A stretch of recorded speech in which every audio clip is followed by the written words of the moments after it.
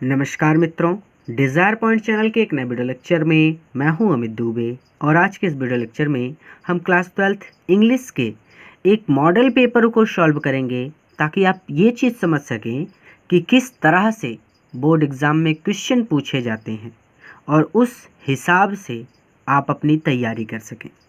चलिए, मेरा ये जो पेपर है ये 2022 का है और देख सकते हैं आप कि 2022 अंग्रेजी और नीचे दिया है नया पाठ्यक्रम यानी 30% सिलेबस माइनस है।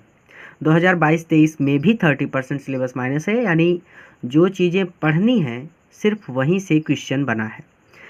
तो चलिए देख लेते हैं ये 316 ईजे। सबसे पहले आपको एक ऐसा ही क्वेश्चन पेपर दे दिया जाएगा, ठीक है। अभी 2022 का है ये, अब अगले साल के लिए आपको 2023 का मिलेगा। चलिए, समय होता है 3 घंटे 15 मिनट का, पूर्णांक होते हैं 100। यहाँ पे नोट होता है कि first 15 minute are allowed for the candidates to read the question paper, यानी इसका मतलब है कि 15 मिनट आपको ये क्वेश्चन पेपर पढ़ने के लिए दिए जाते हैं।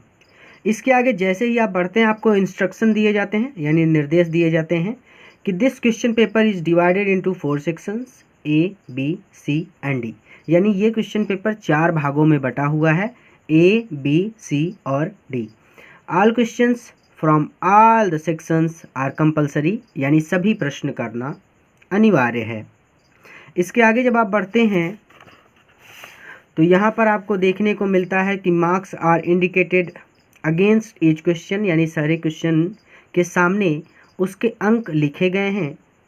और आगे कहते हैं कि read the questions very carefully before you start answering them, यानी प्रश्नों का उत्तर देने से पहले आप उन्हें ध्यानपूर्वक पढ़िए। सबसे पहले आता है सेक्शन ए, यहाँ पे रीडिंग। यहाँ पे आपको एक अनसीन पैसेज दिया जाता है। अनसीन पैसेज यानी उस पैसेज को आपने कभी भी पढ़ा नहीं है, कहीं से भी कोई भी पैसेज उठा के दे दिया जाएगा और उस पैसेज से संबंधित प्रश्न आपसे पूछ लिए जाएंगे। चलिए, कहते हैं कि read the following passage carefully and answer the questions that follow. कहते हैं the old Turkish and other races who inhabited Afghanistan and parts of Central Asia before the advent of Islam were largely Buddhist, and earlier still during the period of epic Hindus. The frontier area was one of the principal centers of old Indian culture, and it abounds still with ruins of monuments and monasteries, and especially of the great University of Taxila, which was at the height of its fame 2000 years ago, attracting students from all over India as well as different parts of Asia. Changes of religion made difference but could not change entirely the mental background which the people of those areas had developed. Camera में आ नहीं रहा था इसलिए आगे बढ़ा के पढ़ना पड़ा। तो एक बार यहाँ से चलो, यहाँ से स्क्रीनशॉट ले लीजिए और फिर इसका स्क्रीनशॉट ले लीजिए। चलिए, एक बार स्क्रीनशॉट ले लीजिए और एक बार खुद से पढ़ लीजिए, ठीक है। पूरी तरह से ऐसे बिहेव करिए कि आप बोर्ड एग्ज़ाम में ही पेपर दे रहे हो, एग्ज़ाम देने बैठे हो। चलो, अब सबसे पहले what religious groups inhabitated Afghanistan before the advent of इस्लाम। पहला प्रश्न है इसका, तो यहाँ पे हो जाएगा कि ये वाला देखते हैं कि the old Turkish and other races who inhabited Afghanistan and parts of central Asia before the advent of Islam. ये देखो मिल गया ना कि what religious groups inhabitated Afghanistan before the advent of Islam. तो यहाँ पे है कि the old Turkish and other races who inhabitated Afghanistan and parts of central Asia before the advent of Islam. चलो, इसको कर लेते हैं पहले। तो इस वाले का आंसर यहाँ से लेकर यहाँ तक होगा पूरा, ठीक है। तो ये हो जाएगा कि before the advent of Islam the old Turkish and other races RACES who inhabited Afghanistan were largely Buddhist and earlier still during the period of epics Hindus. Tension लेने वाली बात नहीं है, बहुत ज़्यादा इजी है। आपने पैसेजेस को सॉल्व किया, इसलिए मैं पैसेज को जैसे सॉल्व किया जाता है वैसे ही सॉल्व करवा रहा हूँ। मतलब मैं हिंदी एक्सप्लेन नहीं कर रहा, क्योंकि पैसेज सॉल्व करना लगभग सबको पता होता है, क्योंकि हाई स्कूल में भी आपने इसको किया है, 11th स्टैंडर्ड में भी आपने इसको किया है। इसलिए मैं इसको ज़्यादा डीप एक्सप्लेन नहीं कर रहा, क्योंकि वीडियो लंबा हो जाएगा। पैसेज अनसीन होता है और हाँ, एक चीज़ मैं कर दूंगा, मैं सभी क्वेश्चन के लिए PDF तैयार करवा रहा हूँ। यहाँ तक कि मेरा ये अंदाज़ा है कि नवंबर स्टार्ट होने तक आपको PDF मिलने स्टार्ट हो जाएंगे, क्योंकि 4 चैप्टर और बाकी हैं 12th स्टैंडर्ड में। और जैसे ही वो 4 चैप्टर मैं और पढ़ा लूँगा, तो उसके बाद मैं सारी एक्सरसाइज स्टार्टिंग से सॉल्व करना शुरू करूँगा। और जब एक्सरसाइज सॉल्व करने लगूँगा तो मैं आपको व्हाट्सएप नंबर दूँगा, और उस व्हाट्सएप नंबर पे आप मैसेज करके मुझसे PDF ले सकेंगे। और उस PDF में जो बोर्ड एग्ज़ाम में पूछे गए क्वेश्चन है, चाहे वो अनसीन पैसेज हो, चाहे वो क्वेश्चन आंसर हो, चाहे वो नरेशन हो, चाहे वो सिंटैक्स हो या ट्रांसफॉर्मेशन हो, कुछ भी A to Z सब कुछ मैं उसमें अवेलेबल कराऊंगा। 2019, 20, 21, 22, 21 में तो एग्ज़ाम नहीं हुआ, तो 2019, 20 और 22 ये तीनों को टारगेट करके मैं PDF तैयार करवा रहा हूँ। वो PDF आपको मिलेगा और उस PDF के हिसाब से आप तैयारी कर सकेंगे, कोई प्रॉब्लम नहीं होगी।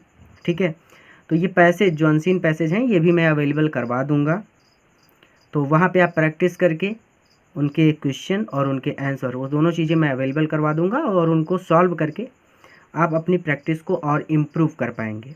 ठीक है, तो टेंशन मत लो, परेशान मत हो।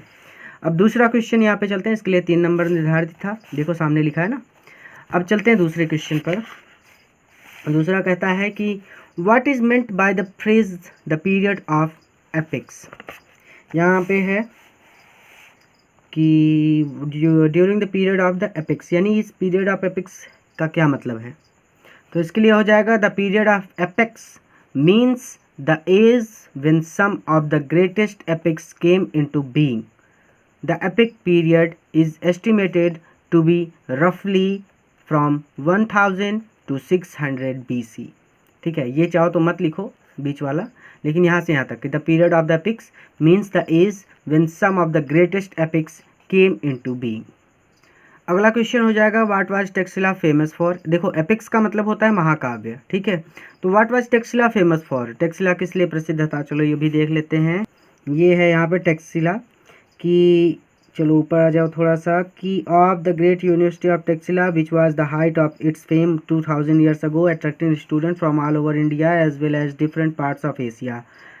Changes of religions made difference but could not change entirely the mental background which the people of those areas had developed. यानी सीधी सीधी बात है कि ये जो टेक्सिला है वो एजुकेशन के लिए प्रसिद्ध है। तो हम इसको आ जाते हैं थोड़ा सा। Taxila was famous for education. Students from all over India as well as different parts of Asia came to study here. आगे कहते हैं कि what has been common to the people of Afghanistan and part of central Asia despite their different religion. यहाँ पे है कि attracting from all India as well different as Asia, ये changes of religions made difference but could not change entirely the mental background which the people of those areas had developed, यानी mental background. तो ये हो जाएगा कि they have same mental background despite their different religions. आगे कहते हैं कि which word in the passage means arrival और कमिंग, यानी अराइव या मतलब आना। तो यहाँ पे देख लेते हैं कि कहाँ पे है, मैं ढूंढ के लिख देता हूँ क्योंकि ढूंढना पड़ेगा। इसके लिए हो जाएगा एडवेंट। आगे what are meant by monuments and monasteries, चलो देख लेते हैं। कहते हैं कि मोनूमेंट इज अ बिल्डिंग और स्टैच्यू दैट इज, स्टैच्यू है STATUE, तो statue that is built to remind people of a famous person और इवेंट। और मोनास्ट्रीज है कि monasteries are the buildings in which monks live and worship.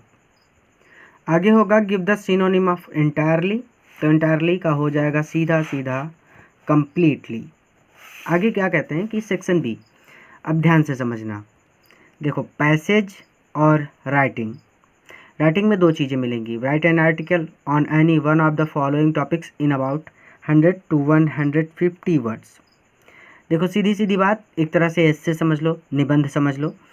ये चीज़ practice के ऊपर डिपेंड करती है, 100% प्रैक्टिस, क्योंकि इतना बड़ा कोई याद नहीं कर सकता। और ये जो पैसेज होता है ना, ये पैसेज वाला भी प्रैक्टिस के ऊपर डिपेंड करता है। तो ये पैसेज तो मैं अवेलेबल करा दूंगा PDF में, और ये राइटिंग के कंटेंट भी मैं अवेलेबल करा दूंगा PDF में, यानी कौन कौन से प्रश्न ज़्यादातर बोर्ड एग्ज़ाम में पूछे गए हैं। लेकिन काम आपको ये करना होगा कि आपको खुद प्रैक्टिस करनी होगी। बिना प्रैक्टिस के इसको सॉल्व नहीं कर सकते, क्योंकि कितना याद करोगे, निबंध लिखना हो तो कितना याद करोगे। ठीक है, तो ये चीज़ टेररिज्म पे है, how to preserve our cultural heritage और how to live a long healthy life. ठीक है, एनी वन किसी एक पर लिखना है। 3 टॉपिक दिए जाते हैं, 3 में से किसी भी एक पर लिख दो। तो ये आपको खुद से करना है। चलो आगे, परेशान मत हो, PDF में सब कुछ मिलेगा। Write a letter to the district magistrate of your district requesting him her to tackle the grim flood situation in your city town village. आगे कहता है कि और अथवा 2 चीज़ें मिलेंगी इसमें, या तो आप ये करो या फिर आप ये वाला भी कर सकते हो कि write a letter to your younger brother sister telling him her the uses and abuses of cell phones. Do not write your actual name and address anywhere in the letter, यानी कहीं पर भी अपना असली नाम और अपना पता मत लिखना। ठीक है, तो ये 2 चीज़ें, दोनों में से कुछ भी आप कर सकते हो। तो लेटर लिखने में और एप्लीकेशन लिखने में बच्चे बहुत ज़्यादा गलती करते हैं, इसलिए इसे खुद से करो।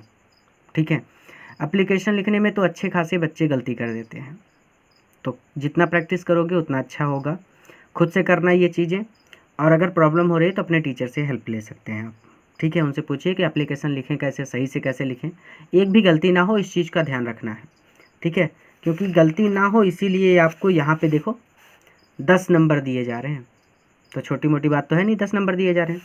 और ऊपर वाले में भी 10 नंबर दिए जा रहे हैं, यानी ये 150 वर्ड का लिखना है तो यहाँ पे 10 नंबर, ये छोटा सा एक लेटर लिखना है तो 10 नंबर। तो सोचो कितना इंपॉर्टेंट होगा। यहाँ पे एक बारीक से बारीक गलती भी आपकी नोटिस की जाती है। तो ध्यान देना कि जितना प्रैक्टिस कर सको एक बार प्रैक्टिस कर लेना, और हाँ, जब विश्वास हो जाए कि अब इसमें कोई गलती नहीं है तो 1-2 लेटर या फिर 1-2 एप्लीकेशन जो बार बार बोर्ड एग्ज़ाम में पूछे गए हों उनको याद कर लेना, या फिर उन पर प्रैक्टिस कर लेना कुछ वर्ड्स के साथ। ठीक है, कुछ सेंटेंस के साथ। मैं एप्लीकेशन और लेटर दोनों चीज़ें PDF में डलवा दूंगा, PDF आपको मिलेगा तो प्रॉब्लम नहीं होगी। ठीक है, फिर इसके आगे ये हो जाएगा। तो सेक्शन C में आता है ग्रामर। तो choose the correct option to answer the following questions, that which can not be corrected is called incorrigible. ठीक है, ये हो जाएगा, जिसको सही ना किया जा सके उसको इनकरेजिबल कहते हैं। आगे, a phrase a bone of connection contention means. Contention, a bone of contention मतलब हो जाएगा यहाँ पे रीज़न ऑफ क्वेरल, यहाँ पे कॉज ऑफ क्वेरल भी हो सकता है। ठीक है, रीज़न ऑफ क्वेरल है यहाँ पे, तो हम रीज़न ऑफ क्वेरल को सही कर देंगे, कॉज ऑफ क्वेरल होता तो भी सही कर देते। अच्छा, सिनोनिम्स ऑफ बेन का हो जाएगा कर्स। आगे देखते हैं क्या है, टोटल 10 नंबर मिलते हैं यहाँ पे, देख रहे हो। चलो भाई आगे चलते हैं।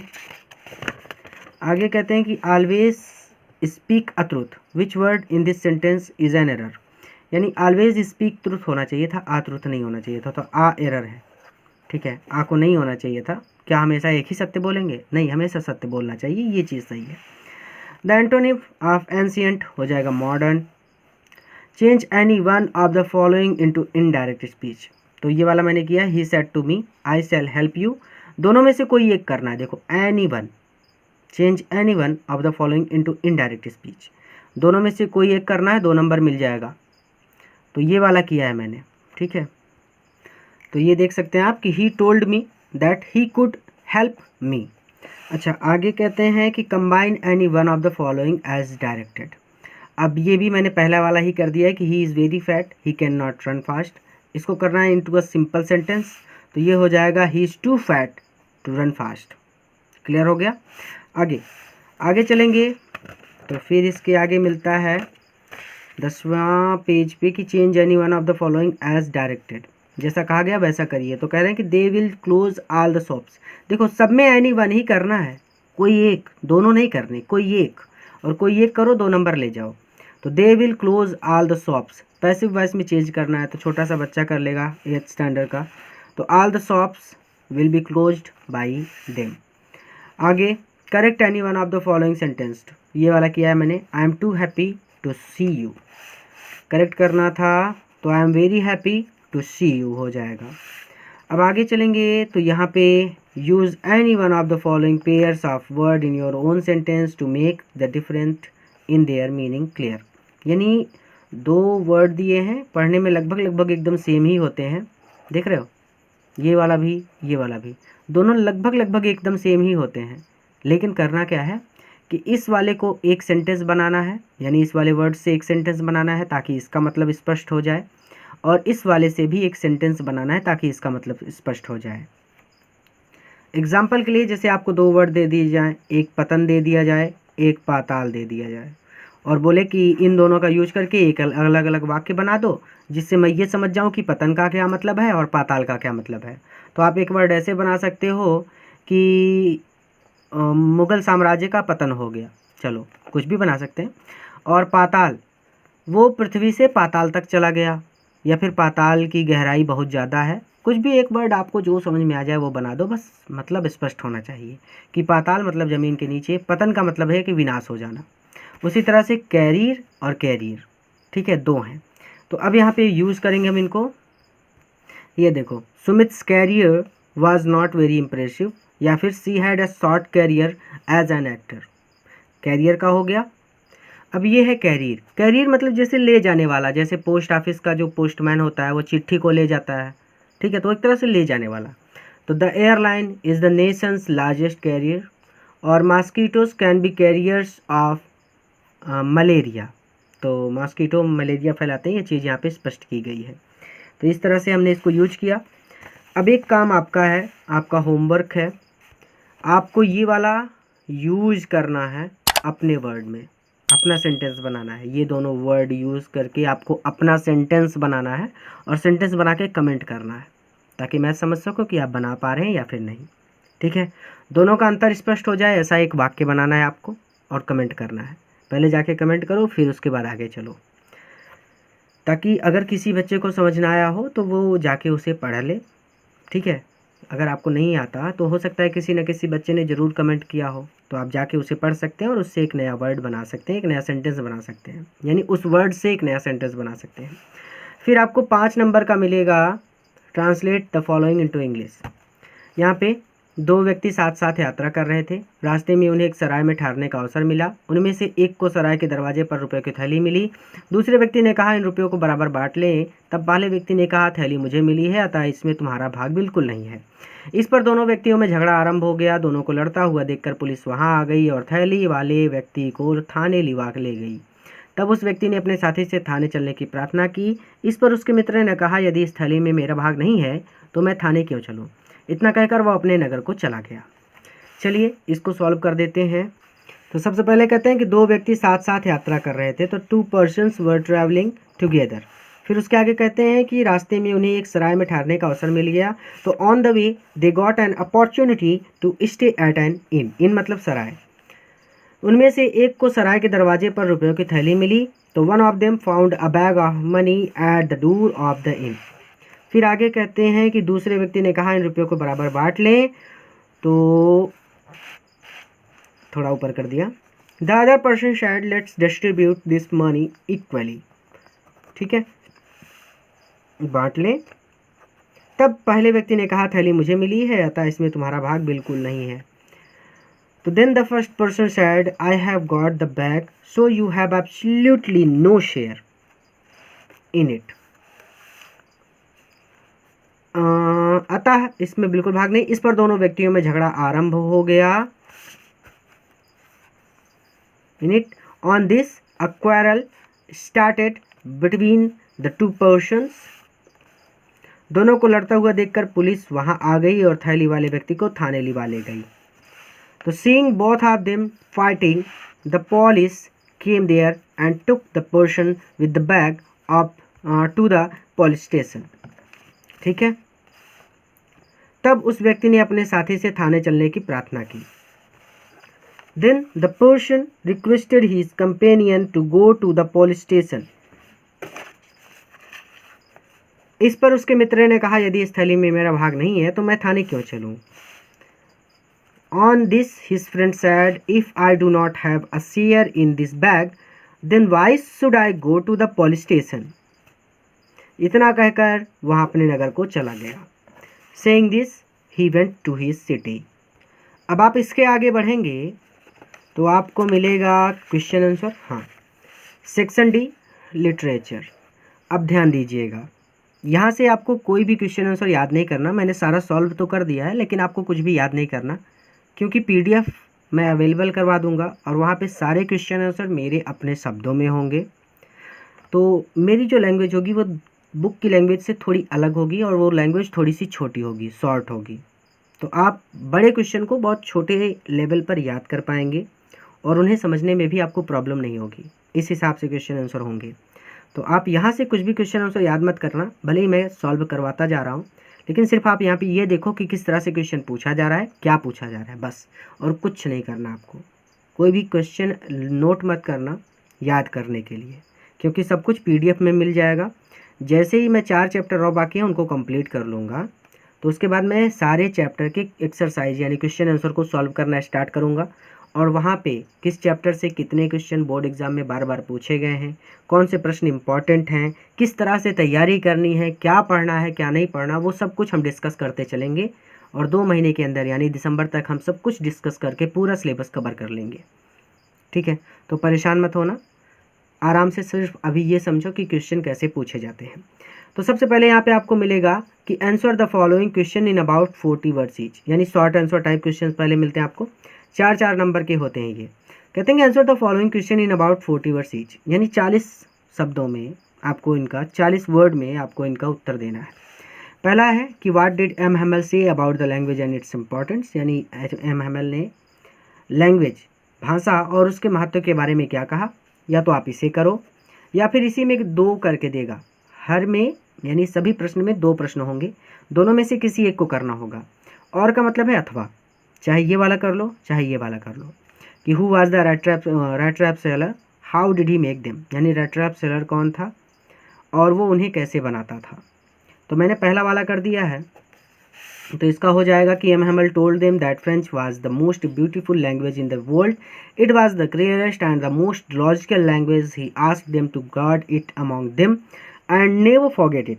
ही gave a reason also when people were enslaved, यानी जब लोगों को इनस्लेव किया जाता है, लोगों को गुलाम बनाया जाता है, ENSLAVED, as long as they held fast to their language they had the key to their prison। अब ये पहला वाला कर दिया तो इसको करने की ज़रूरत ही नहीं है। अब बी वाले पे आ जाओ। बी वाले में भी आपको 2 प्रश्न मिलेंगे, दोनों में से किसी एक को करना है, चाहे ये कर लो चाहे ये कर लो। तो what was the meaning of garbage for children, बच्चों के लिए गार्बेज का क्या मतलब है। What did they find it, यानी उसमें वो क्या ढूंढते हैं। और आगे है कि what did Douglas do inside the water to save his life. तो मैंने ये वाला ना करके ये वाला फिर से कर दिया है। तो ये हो जाएगा कि small children look for something valuable in heaps of garbage, they expect to get some coin, note or a valuable thing in it. Sometimes they find just 1 rupee or at times even a 10 rupee note. This gives them a hope to find more. Thus for children garbage is a source of wonder। तो short वाले में तो इतना ही मिलेगा, लेकिन अब long भी आता है, 80 वर्ड में लिखना है, 7 नंबर का होता है। तो answer any one of the following in about 80 words, यानी इसमें भी 2 हैं, चाहे पहला कर लो या फिर आप दूसरा कर लो। तो how did Gandhi ji reach Champaran and what did he do there, Gandhi ji Champaran कैसे पहुंचे और वहाँ पे उन्होंने क्या किया, एक ये है। या फिर आप इसको कर सकते हो कि describe Douglas struggle at the pool, what did he do to save his life. ध्यान दीजिएगा, यहाँ पे इन्होंने पहले ही बता दिया है कि एनी वन, कोई एक करना है, दोनों नहीं करना, कोई एक करना है। तो ये वाला अभी पढ़ाया नहीं था, ठीक है, तो इसको सॉल्व नहीं किया। अभी ये इंडिगो चैप्टर बाकी है, मैंने छोड़ रखा है क्योंकि ये चैप्टर इम्पॉर्टेंट भी है और थोड़ा सा लास्ट में है, इसलिए मैंने इसको छोड़ दिया, क्योंकि मैं सोच रहा हूँ पहले जो 3 पार्ट बाकी हैं सप्लीमेंट्री के उनको कंप्लीट कर दो, फिर उसके बाद इस पे आऊँ। चलिए, तो यहाँ पे ये वाला पढ़ा दिया था, describe Douglas struggle at the pool, यानी डीप वाटर वाला है ये। तो ये वाला हो जाएगा ऐसे कुछ, Douglas wanted to learn swimming at YMCA pool and for this purpose he went to the pool and waited for others. After some minutes a big bruiser of a boy came there, probably 18 years old, and threw Douglas into the pool just for fun. But Douglas did not know how to swim by that time. He went to the bottom of the pool and during the way made a strategy to hit and jump and swim to the edge. But every time his efforts failed, no one was there to save his life. He screamed, but it was for no use. Finally, surrendered and became drowsy, drowsy, and unconscious. Then hardly someone saved his life from drowning. That incident affected his life for a long time. He never went back to pool, never went for fishing and canoeing, and then later, by inner inspiration, he learned swimming, and for clearing residuals, doubts, struggled a lot of various risk locations, and then he became an expert swimmer. यहाँ से याद मत करना, मैं PDF available करवा दूंगा, ठीक है। जैसे ही सॉल्व स्टार्ट होगा मैं आपको व्हाट्सअप नंबर दे दूंगा और उस व्हाट्सअप नंबर पे मैसेज करके आप PDF ले सकेंगे। बस थोड़ा सा टाइम रुक जाओ, 10 से 15 दिन, फिर उसके बाद सिर्फ तैयारी पर ही सारा फोकस ले चलेंगे। Read the following extract carefully and answer the questions that follow. अब ये पोएट्री में आ गए आप। यहाँ पे आपको एक दिया गया है स्टैंजा, इसको पढ़ो और इसके नीचे जो प्रश्न है उनका उत्तर दो। तो aunt Jennifer's tigers prance across a screen, bright topaz denizen of a world of green, they do not fear the men beneath the tree, they pace in sleek chivalric certainty। तो पोइट्री के सभी chapter मैंने पढ़ा दिए हैं। सबसे पहले मैंने पोइट्री ही पढ़ाया था ताकि आप आसानी से उसको तैयार कर सकें। इसमें आपको पैसेज भी मिलते हैं, ठीक है। ध्यान दीजिएगा कि जो पैसेज है ये सिर्फ पोइट्री में मिलेगा सॉल्व करने के लिए, ठीक है। प्रोज में यानी जो द लास्ट लेसन वाला भाग है उसमें जो पैसेज है वो हटा दिया गया। अब पैसेज नहीं मिलता क्वेश्चन आंसर करने के लिए, ठीक है। और ना ही रेफरेंस कंटेक्स्ट एक्सप्लेनेशन आएगा, सिर्फ क्वेश्चन पूछे जाएंगे, वो भी 2 शॉर्ट और 2 लॉन्ग, बस इतना ही आएगा। देख रहे हो ना, ये देखो सिर्फ 2 क्वेश्चन पूछे इसने, 2 शॉर्ट पूछे हैं, उसमें भी 4 क्वेश्चन है, 4 में से सिर्फ 2 करने हैं, और 2 इसने लॉन्ग पूछे हैं जिनमें से 2 में से केवल 1 करना है। आगे पोइट्री में इसने आपको यहाँ पे दिया एक स्टैंजा और इससे क्वेश्चन पूछ लिया कि how do Jennifer's tigers behave, यानी आंट जेनिफर के टाइगर कैसा बिहेव कर रहे हैं। तो कहते हैं कि हर tigers prance and jump across a screen, they do not fear the man standing under the tree, they pace in sleek and chivalric certainty। ये मैंने देखा नहीं था इसलिए मैंने इसको बढ़ा दिया था, यहाँ पे ये नीचे था ना तो इसलिए यहाँ पे ये बढ़ाया गया है बाद में, तो ये भी लिख लेना। लिखना हो तो लिखो, नहीं तो रुक जाओ, PDF अवेलेबल करवा रहे हैं, वहाँ पे सब कुछ लिखा हुआ मिलेगा। Why do the tigers not fear the man beneath the tree. अब आगे कहते हैं कि जो पेड़ के नीचे लोग खड़े हैं उनसे टाइगर्स क्यों नहीं डर रहे। तो the tigers do not fear the man beneath the tree because they are not real, they go proud prancing and unafraid, they are the symbol of confidence, they are also slick and chivalric। आगे कह रहे हैं कि how do the tigers pace. तो the tigers are pressing, they pace in sleek chivalric certainty। इसके आगे आपको 10वां question जो मिलता है उसमें होता है कि right the central idea of any one of the following poems. यानी 3 पोएम आपको दे दी जाएंगी और उनमें से किसी एक पोएम का आपको सेंट्रल आइडिया लिखना होगा। तो सेंट्रल आइडिया को लिखने का आसान तरीका मैं बताऊं उससे पहले आप समझिए कि सेंट्रल आइडिया को याद कैसे करना है। बहुत सारे बच्चे परेशान होते हैं कि इतना सारा चैप्टर है, सेंट्रल आइडिया कैसे याद करेंगे।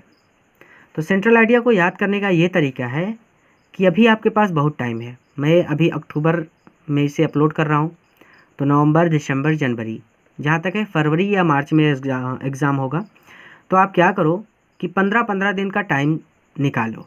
15 दिन फर्स्ट चैप्टर के लिए, 15 दिन सेकंड चैप्टर के लिए और 15 दिन थर्ड चैप्टर के लिए। इतना लंबा टाइम निकालोगे तो याद कर लोगे आराम से, ठीक है। तो आपको फर्स्ट चैप्टर, सेकंड चैप्टर और थर्ड चैप्टर 3 चैप्टर लगातार याद कर लेना है। पहला पार्ट, दूसरा पार्ट, तीसरा पार्ट, 3 पार्ट के ध्यान देना कि तीनों पार्ट 30% सिलेबस में पढ़ने हो, ठीक है।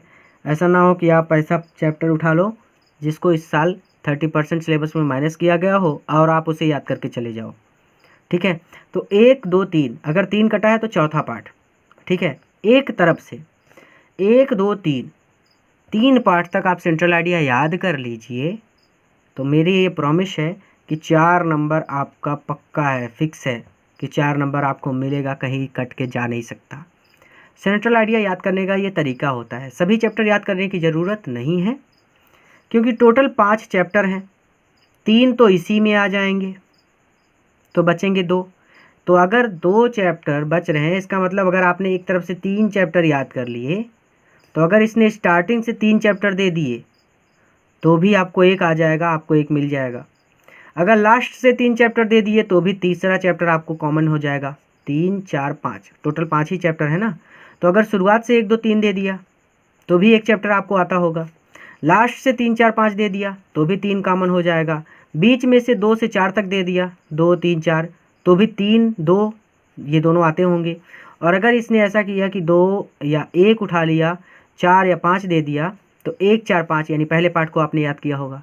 यानी किसी भी तरह से ये क्वेश्चन आंसर पूछ ले, यहाँ पे किसी भी चैप्टर का सेंट्रल आइडिया पूछ ले, आपको 1 चैप्टर ऐसा मिल जाएगा कि जिसको आपने पहले से याद कर लिया होगा। ठीक है, तो क्या करना है कि पहले पार्ट का सेंट्रल आइडिया याद करो, दूसरे पार्ट का याद करो और फिर तीसरे पार्ट का याद करो। बस 3 चैप्टर याद कर लो। ठीक है, अगर इनमें से कोई भी चैप्टर ऐसा है जो 30% सिलेबस में नहीं पढ़ना, मान लो तीसरा नहीं पढ़ना, तो चौथा याद कर लो, तीसरा छोड़ दो। समझ रहे हो? एक तरफ से याद करना बस। ठीक है, चलो आगे चलते हैं।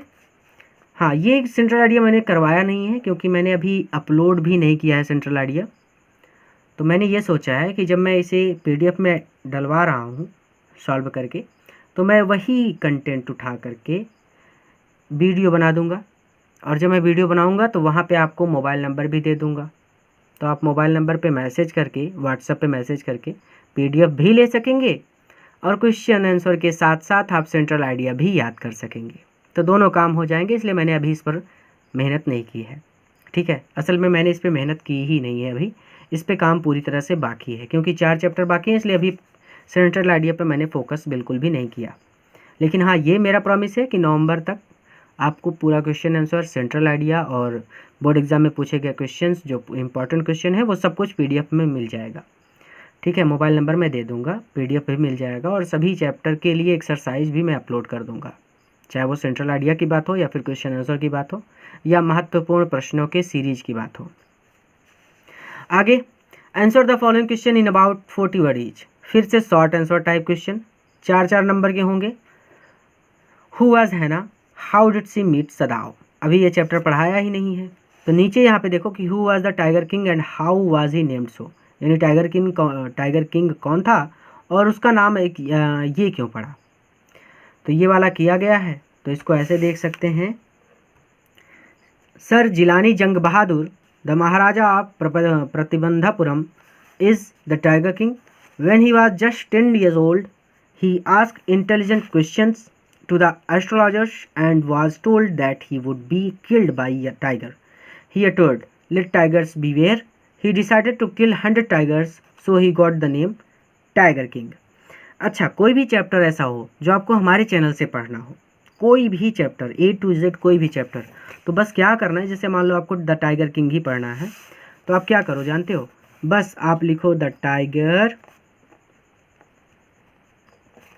किंग, सिर्फ द टाइगर किंग लिखिए और उसके आगे जोड़ दीजिए आपको जिस क्लास में है आप उस क्लास का नाम लिखिए, क्लास 12th। तो द टाइगर किंग पढ़ना है हमें, क्लास 12th का चैप्टर है, और इसके आगे आपको जोड़ देना है डिज़ायर पॉइंट। यूट्यूब पर ये सर्च करना है आपको, डिज़ायर पॉइंट। ठीक है, तो बस इतना है जोड़ देना है किसी भी चैप्टर के आगे, चैप्टर का नाम, क्लास का नाम और उसके आगे डिज़ायर पॉइंट, बस। यानी हमारे चैनल का नाम लिख दीजिए, आपको वो लेक्चर मिल जाएगा। सबसे आसान तरीका होता है, यूट्यूब पर सर्च करिए आप the tiger king class 12th और उसके आगे डिज़ायर पॉइंट, बस। इतने के बाद आपको कोई भी चैप्टर हो, वो चैप्टर आपको हमारे चैनल से पढ़ाया गया चैप्टर मिल जाएगा। आगे दूसरा क्वेश्चन कि what did Sam write to his letter to Charlie और how did the author reach Antarctica. तो ये वाला चैप्टर छोड़ करके मैंने ये वाला किया क्योंकि अभी ये पढ़ाया तो गया है Sam write in his letter to Charlie, लेकिन मैंने ये वाला किया how did the author reach Antarctica क्योंकि हाल ही में अभी इसे अपलोड किया है, journey to the end of the earth, तो इसको किया गया है। ये वाला हो जाएगा कि the author got the knowledge that India and Antarctica were once part of the same landmass. This fact surprised him about Antarctica, as at present the climate of these places is altogether different.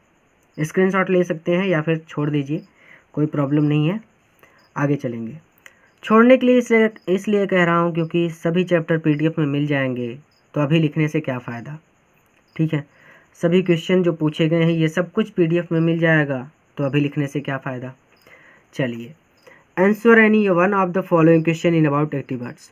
अब ये वाला है long answer type, 80 word में आपको उत्तर देना है, और any one, दो में से किसी एक का उत्तर देना है। ठीक है।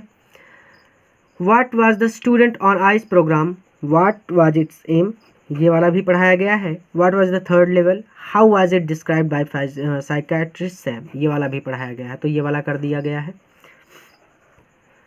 The third level was an imagination of Charlie because it was not present in reality, but Charlie claimed that it was present. According to Charlie, the third level was at Grand Central Station in New York. Sam wrote in his letter to Charlie that he had found the third level and he had reached there. Sam was saying in his letter that he was staying there in Galesburg since last 2 weeks and watching various activities. He invites both Charlie and his wife Loisa there, so we can that Sam was also a victim of worldly worried like Charlie. और इसके बाद ये paper समाप्त हो जाएगा। बस इतना ही है, देखो इतना ही है ना। तो अब सबसे इम्पोर्टेंट चीज़, एक होमवर्क, ये कमेंट करके मुझे बताओ कि पॉवर्टी इज़ रियली अ कर्स। इसको एक्सक्लामेटरी सेंटेंस में चेंज करके मुझे कमेंट करके बताइए कि आखिर इसका सही तरीका क्या होगा। ये आपके लिए होमवर्क है, और अगर आपको नहीं आता तो कमेंट बॉक्स में जाइए, किसी न किसी बच्चे ने कमेंट ज़रूर किया होगा और आप उसे देखकर इसे सॉल्व कर सकेंगे। तो अगर नए हैं तो हमारे चैनल को ज़रूर सब्सक्राइब करें, ताकि जैसे ही मैं क्वेश्चन आंसर को सॉल्व करना स्टार्ट करूँ, सभी चैप्टर की एक्सरसाइज सॉल्व करवाना स्टार्ट करूँ, और बोर्ड एग्ज़ाम में पूछे गए महत्वपूर्ण क्वेश्चंस की सीरीज स्टार्ट करूं, और जैसे ही मैं अपना व्हाट्सएप नंबर अवेलेबल कराऊं, आप व्हाट्सएप नंबर के थ्रू मुझसे पीडीएफ प्राप्त कर सकें और बोर्ड एग्ज़ाम की तैयारी कर सकें।